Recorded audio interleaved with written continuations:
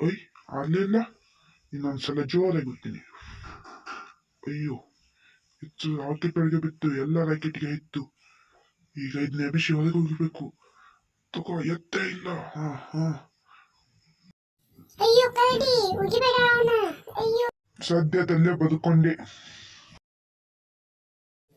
ಏನು ಮಾಡಕ್ ಬರಲ್ಲ, ಬೇರೆ ಆಟ ಆಡೋಣ ಬನ್ನಿ.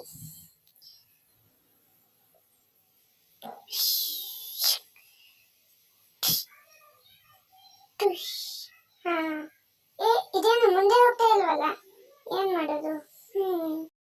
ಇನ್ಯಾವ ತೊಂದ್ರೆನೂ ಇರಲ್ಲ, ಆರಾಮಾಗಿ ಮಕ್ಕೋದು. ಹಾ, ಓಹ್ ಓಹ್, ಇಲ್ಲೇ ನಮ್ಮ ಮನೆಯಲ್ಲಿ ಭೂಕಂಪ ಆಗ್ತಿದೆ. ಇಲ್ಲಿರೋ ನೀವೇನಾದ್ರೂ ಮಾಡಿದ